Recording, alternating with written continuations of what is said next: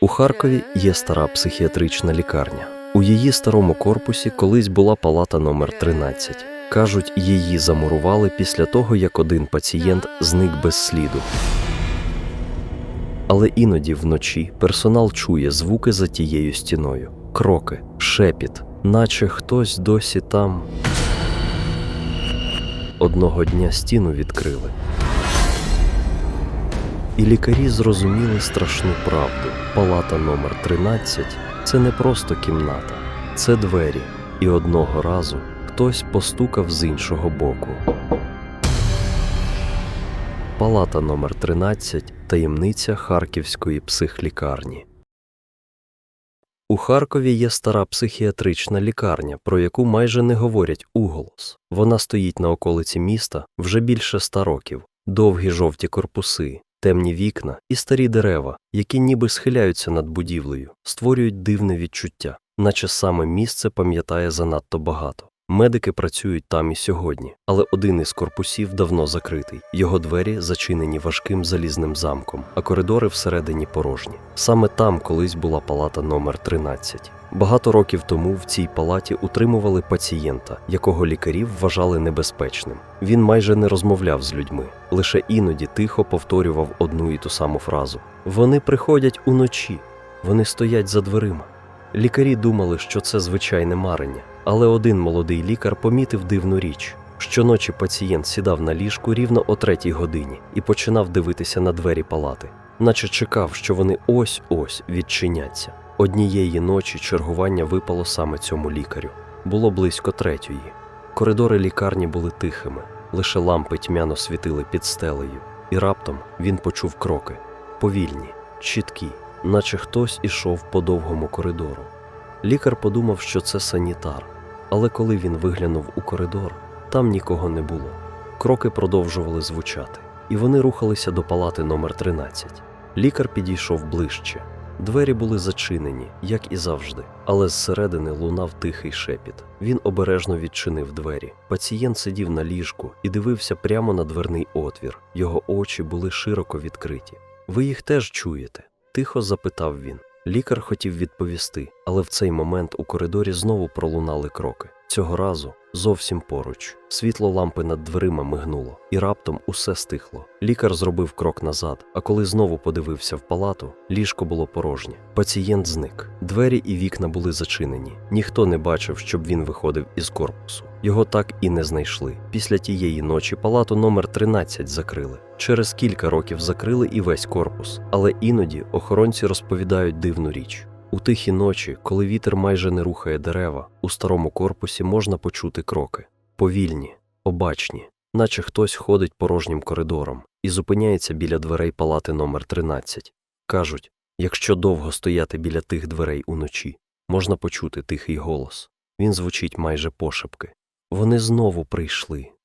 Після тих слів у коридорі знову запанувала тиша. Охоронці розповідають, що іноді на цьому все закінчується. Кроки стихають, і будівля знову стоїть мовчазною, наче нічого й не сталося. Але бувають ночі, коли історія продовжується. Один із нічних сторожів, який працював там кілька років тому, вирішив перевірити старий корпус. Йому не подобалося, що щоночі датчики руху на одному поверсі спрацьовували без причини. Було майже 3-я година ночі. Він увімкнув ліхтар і повільно відчинив двері закинутого коридору. Усередині пахло пилом і старою штукатуркою. Лампи давно не працювали, тому єдиним світлом був вузький промінь його ліхтаря. Коридор був довгим. Двері палат стояли зачинені з обох боків. Коли він зробив кілька кроків, десь попереду пролунав тихий звук, наче хтось теж зробив крок. Сторож зупинився. Світло ліхтаря тремтіло в його руках. Він посвітив у кінець коридору, але там було порожньо. І тоді він почув шепіт.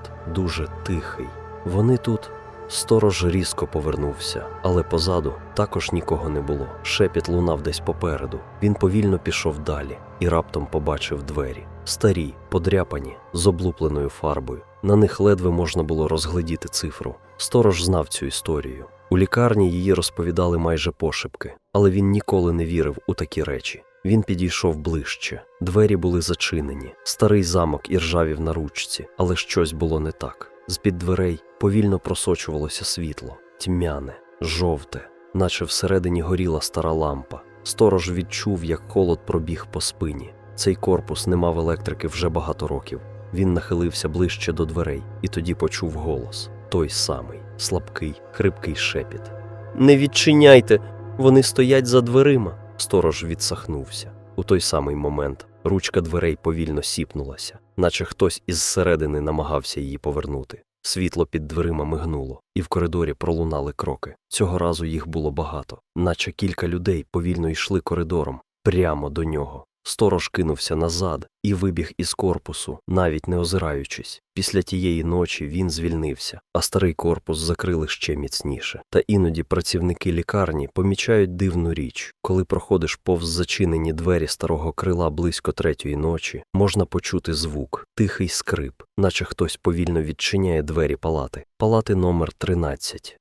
Після того випадку про старий корпус знову почали говорити пошепки. Адміністрація лікарні вирішила не згадувати про це. Двері замкнули, ключі сховали, а працівникам порадили просто не заходити туди без потреби. Минали роки. Нові лікарі приходили на роботу і навіть не знали про історію палати номер 13. Старі санітари мовчали, але іноді, під час нічних змін, вони все ж обмінювалися короткими поглядами, коли годинник наближався до 3-ї. Бо саме тоді іноді траплялося щось дивне. Одного зимового вечора в лікарню прийшов новий лікар-інтерн. Він був молодий і дуже допитливий. Коли він почув уривки старих розмов про закритий корпус, то вирішив дізнатися більше. Йому сказали лише одне – не ходи туди вночі. Звісно, це лише розпалило його цікавість. Тієї ночі, коли більшість пацієнтів уже спали, інтерн тихо вийшов у коридор. У лікарні було тихо, лише десь далеко гудів старий обігрівач. Він підійшов до дверей, які вели у старий корпус. Замок виглядав старим, але двері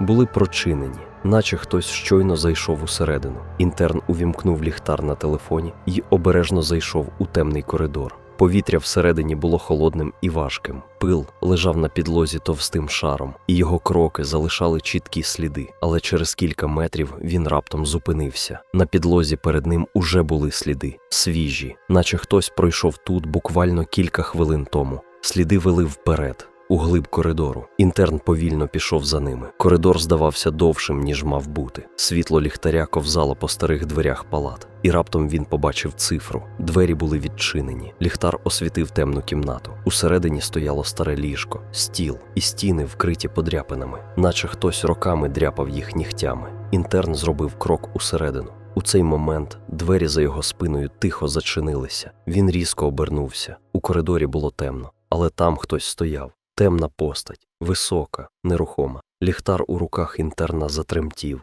«Хто ви?» – тихо запитав він. Постать не відповіла, лише повільно нахилила голову. І тоді інтерн почув знайомий шепіт. Дуже тихий, майже нечутний. «Вони прийшли!»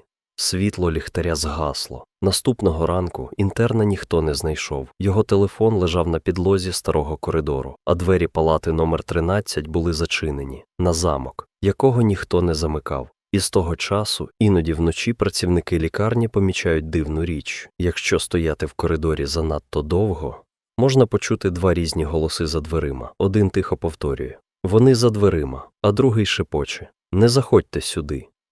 Після зникнення інтерна в лікарні почалися перевірки. Приїхала поліція. Оглянули весь корпус, кожну кімнату, кожен коридор, але нічого дивного не знайшли. Старий корпус був порожнім. Двері палати номер 13 відкрили. Усередині лежав пил, як і всюди. Старе ліжко стояло біля стіни, вікно було зачинене зсередини. Ні слідів боротьби, ні слідів людини. Наче там ніколи ніхто й не заходив. Поліція вирішила, що інтерн просто залишив територію лікарні. Справу закрили, але працівники лікарні знали одну деталь, про яку ніхто не сказав слідчим. У ніч, коли зник інтерн, кілька пацієнтів прокинулися одночасно. Вони почали стукати у двері своїх палат і повторювати одну й ту саму фразу. «Вони ходять коридором! Вони шукають!» Санітарі ледве заспокоїли їх. А старий сторож, той самий, що колись чув кроки, того вечора мовчки сидів у кімнаті охорони і дивився на монітори камер.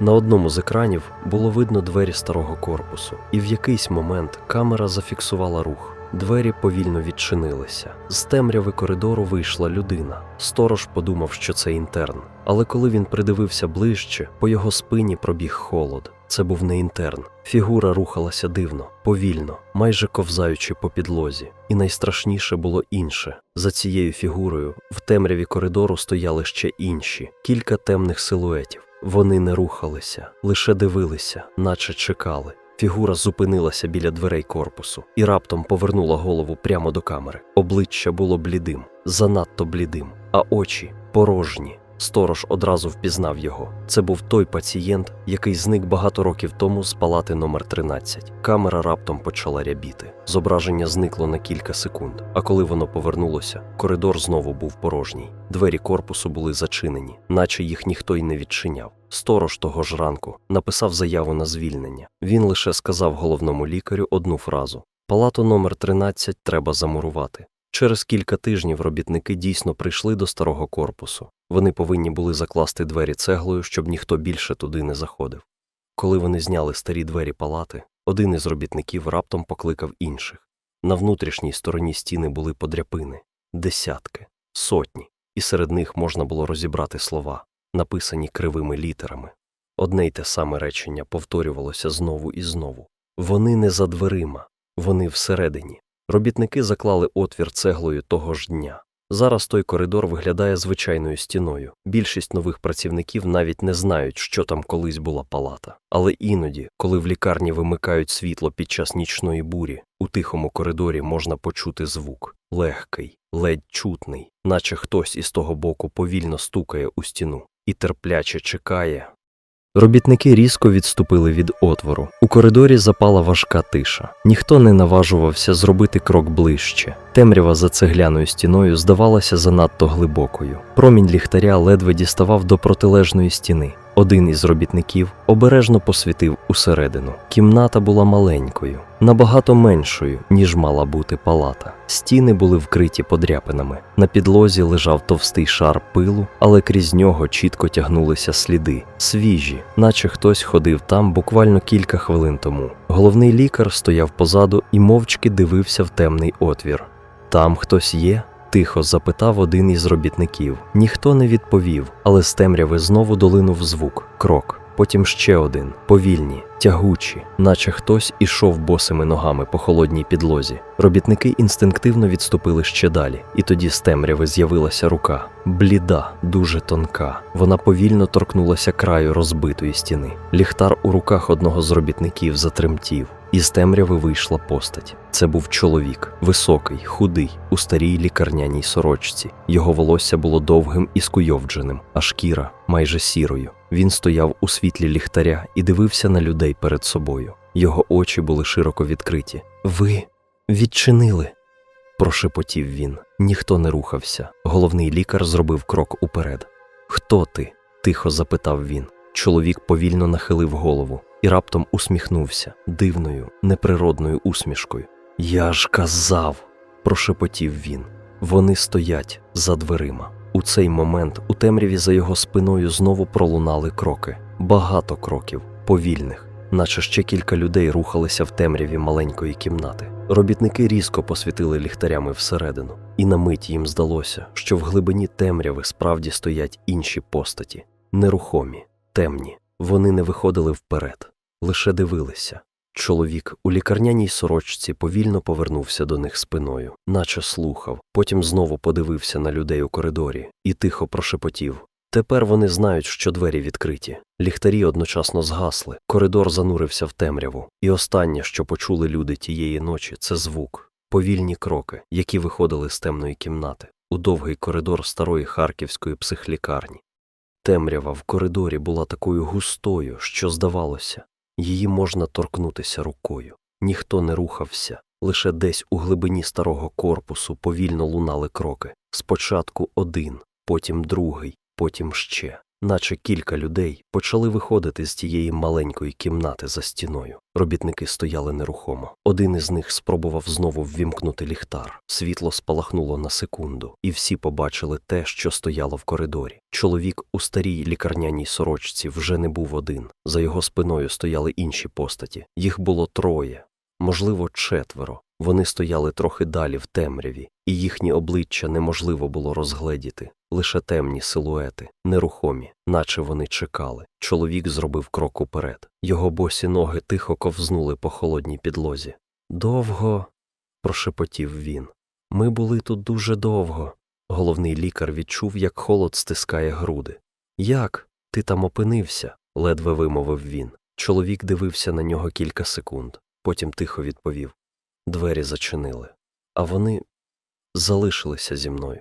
У темряві за його спиною щось повільно ворухнулося. Одна з постатей зробила крок ближче, і ще одна. Робітники відступили до протилежної стіни. Ліхтар у руках одного з них знову блимнув, і на мить світло освітило обличчя тих, хто стояв позаду. Вони не були схожі на людей. Їхні обличчя були блідими і дивно витягнутими, очі темними, занадто темними, наче всередині них не було нічого. Світло знову згасло. У темряві почулося тихе дихання, багато дихань. Чоловік у лікарняній сорочці зробив ще один крок уперед. Тепер він стояв зовсім близько до людей.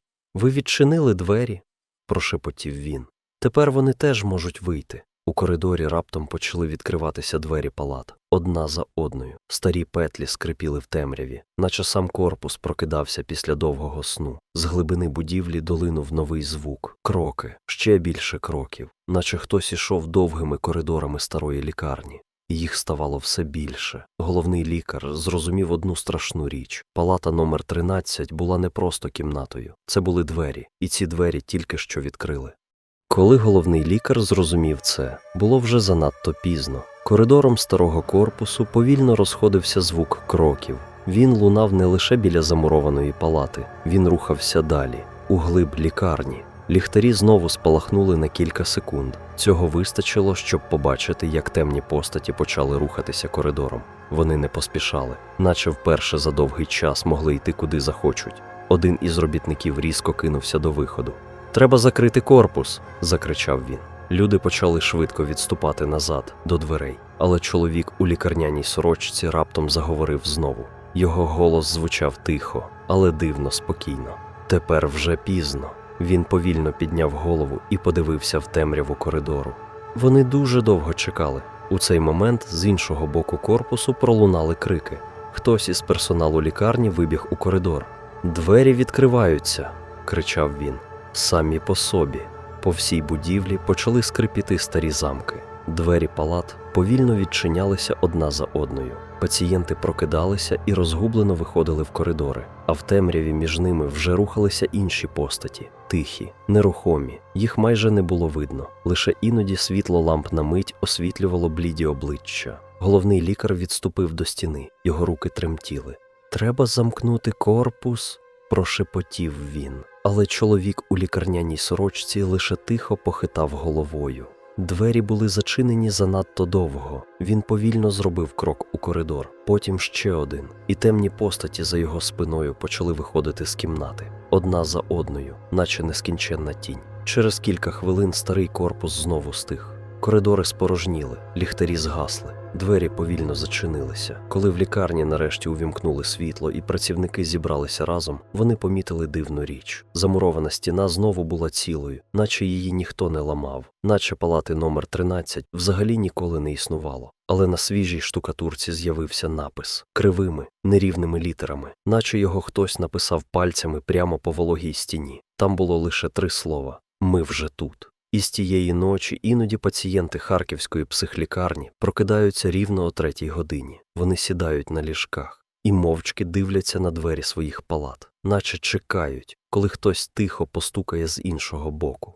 Після тієї ночі лікарня намагалася повернутися до звичайного життя. Коридори знову наповнилися звичними звуками, кроками лікарів, тихими розмовами медсестер, дзенькотом металевих візків із ліками. Але щось у будівлі змінилося. Спочатку це помітили пацієнти. Кілька людей почали прокидатися вночі від однакового відчуття, ніби в їхніх палатах хтось стоїть. Вони відкривали очі, дивилися на двері і були впевнені, що щойно чули кроки у коридорі. Лікарі думали, що це просто нічні страхи. Та через кілька днів медсестра, яка працювала в нічну зміну, помітила дивну річ. Коли вона проходила довгим коридором із палатами, їй здалося, що попереду хтось стоїть. Темна постать, нерухома. Вона зупинилася. Постать також не рухалася. «Хто там?» – тихо запитала медсестра. Відповіді не було. Вона зробила кілька кроків уперед і раптом зрозуміла, що коридор порожній. Нікого там не було, але щось інше було дивним. Двері кількох палат були трохи прочинені. Хоча перед тим вона їх точно зачиняла. Із кожної темної щілини хтось дивився. Пацієнти. Вони сиділи на своїх ліжках і мовчки дивилися в коридор. Усі, без винятку, наче чекали чогось. Медсестра швидко зачинила двері і пішла далі. Але коли вона дійшла до кінця коридору, за її спиною тихо пролунали кроки. Вона різко обернулася. Коридор був порожній, лише двері палат стояли зачинені. І раптом одна з них повільно скрипнула. Відчинилася на кілька сантиметрів. Медсестра завмерла. З темної щілини долинув тихий голос. Дуже слабкий. «Вони вже тут?» Тієї ж ночі головний лікар переглянув записи з камер. На екранах усе виглядало звичайно. Порожні коридори, зачинені двері. Але рівно о 3-й годині одна з камер раптом почала рябіти. Зображення стало нечітким. І на кілька секунд у коридорі з'явився силует. Високий, нерухомий. Він стояв прямо перед камерою, а потім повільно нахилив голову, наче дивився просто на того, хто сидів перед монітором. Після цього камера вимкнулася. Коли зображення повернулося, коридор знову був порожній. Але наступного ранку санітари помітили нову деталь. На дверях кількох палат з'явилися подряпини. Довгі, глибокі, наче хтось дряпав дерево нігтями зсередини. І під одними дверима лежала маленька записка. Стара, пожовкла. На ній було написано лише одне речення. «Двері більше не стримують їх».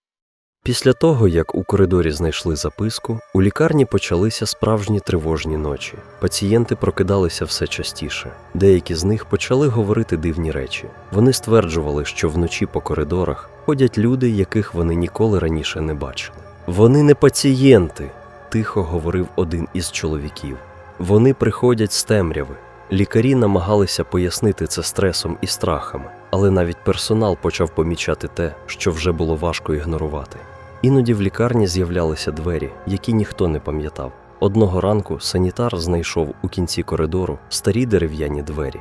Вони стояли там, де раніше була просто стіна. Коли він запитав про них у колег, ніхто не зміг пояснити, звідки вони взялися. На дверях не було номера, лише подряпини. І одна фраза, вирізана прямо в дереві. 13. Тієї ж ночі головний лікар вирішив перевірити все особисто. Він узяв ліхтар і повільно пішов коридором. Лікарня спала. Лише слабке світло ламп падало на підлогу. Він зупинився перед тими дверима. Рука трохи тремтіла, коли він торкнувся холодної ручки. За дверима було тихо. Занадто тихо. Лікар повільно відчинив їх. Ліхтар освітив кімнату. Це була маленька палата. Стара і дуже знайома. Те саме ліжко, ті самі подряпані стіни. Палата номер 13. Вона знову була тут, наче її ніколи не замуровували. Лікар зробив крок усередину, і в той момент почув кроки за спиною. Повільні, тихі. Він обернувся. У дверях стояла постать. Та сама. Чоловік у старій лікарняній сорочці. Його бліде обличчя було нерухомим.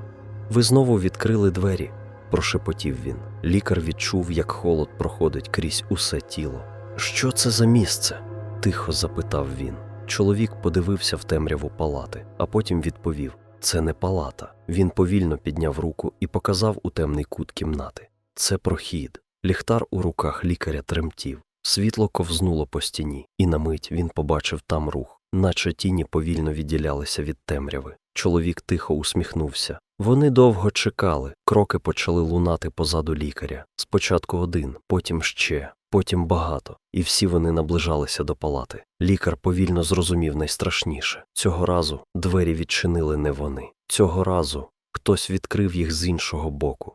Минуло кілька тижнів. Про ту ніч у лікарні більше не говорили. Коридор, де знову з'явилася палата номер 13, закрили для пацієнтів. Двері замкнули, а ключі залишили лише у головного лікаря. У документах написали просту причину – ремонт. Та серед персоналу всі знали правду. Ніхто більше не заходив у ту частину корпусу після 3-ї ночі. Одного вечора новий санітар, який тільки почав працювати у лікарні, запитав у старшої медсестри, чому цей коридор завжди зачинений. Жінка мовчки подивилася на нього, потім тихо відповіла: бо там є двері, які краще не відчиняти. Санітар лише посміхнувся. Йому здалося, що це просто стара лікарняна байка. Але тієї ж ночі, проходячи повз зачинений коридор, він почув звук. Тихий, ледь чутний, наче хтось повільно постукав у двері. Санітар зупинився і прислухався. З того боку дверей долинув слабкий шепіт.